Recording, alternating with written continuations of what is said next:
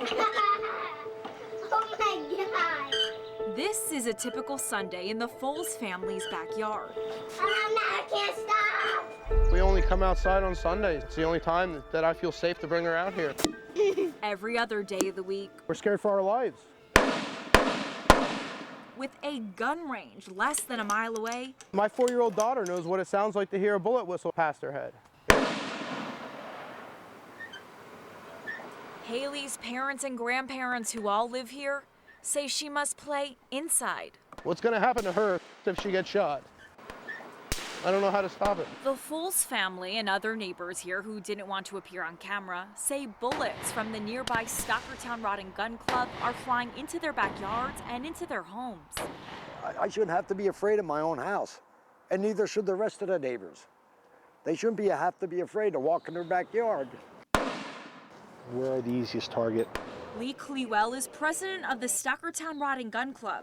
The range has been in the community for more than 50 years. Do you believe the bullets that are flying into that neighborhood are coming from this range? Not for 1 second. With the ammunition used here, is it feasible that the bullets could reach that neighborhood? Yeah, they shoot some very big weapons here.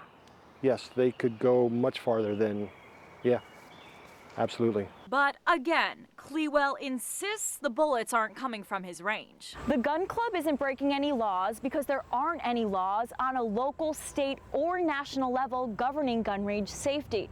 There are just guidelines from the National Rifle Association. Every year, we try to make improvements back here. If I thought it was from us, we would possibly shut the range down in a heartbeat. But I need to see proof that it really is coming from here. There's no doubt in my mind that this is coming from the range. Former Stockertown police officer Ken Collins says he personally investigated calls for stray bullets into neighbors' homes when he was on the force in 2012. The actual firing line is in direct line with these houses that are being struck. And he isn't the only one who says the range is at fault. It's been an ongoing problem for over 3 years. This former Stockertown police officer says he also recovered bullets from neighboring homes that he is sure were coming from the club. He agreed to talk to us if we hid his identity. Police chief hasn't adequately addressed the problem. Both former officers insist they approached Stockertown Police Chief Joe Slowey with their findings. He was convinced that it was not coming from the gun range. But when we approached Chief Slowey, he admitted there could be a chance the bullets were coming from the club. You're saying the bullets could possibly be coming from there? There's a possibility of anything could happen. But even with the knowledge that the bullets could be coming from the range, the two officers insist Chief Slowey told them to stop investigating. He told me not to spend any more time. Any further investigation, that would be up to him. He just wanted me to do a preliminary incident on the report and place it on his desk. That was the end of it. No one has come to me directly and said, we know for a fact that these bullets are coming from the gun club. That is a falsehood. It has not happened. But we obtained this Stockertown police report from 2012. In it, a former Stockertown police officer writes that the bullets hitting the neighborhood appear to be coming from the club. Have you ever seen that police report? I have not seen that police report. So we showed him the document. Have you ever seen this report?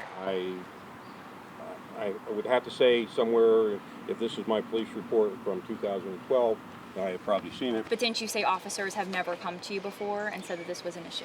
I am saying that, yes. But in the report, right here on page 2, it clearly states the former police officer made contact with Chief Slowey and advised him of the call.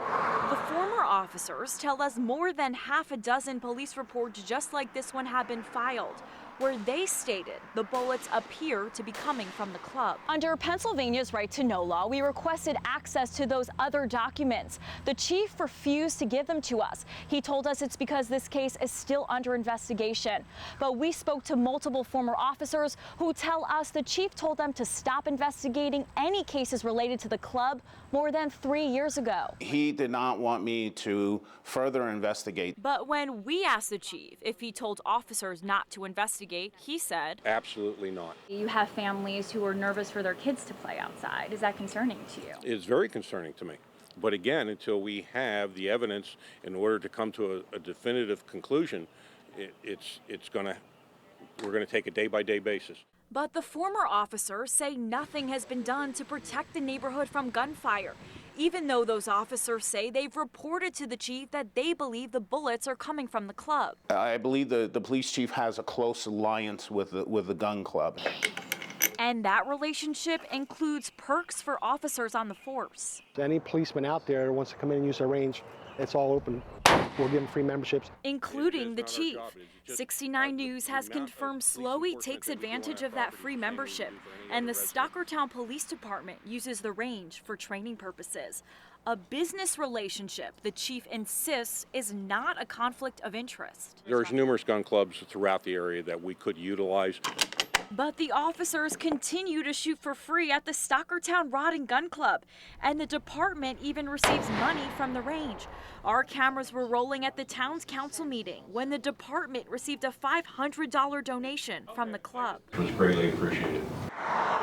With knowledge of this donation, we asked the chief if he really was doing his best to protect the neighborhood. That's a question that there's an impossible answer to. But these two former officers say they know the answers. It's clear that there is a problem, and it's coming from that range.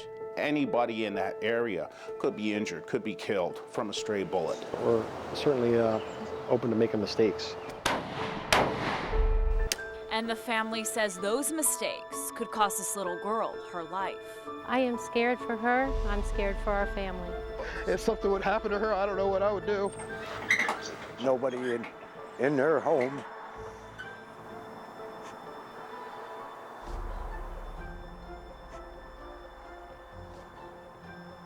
Shouldn't have to put up with this.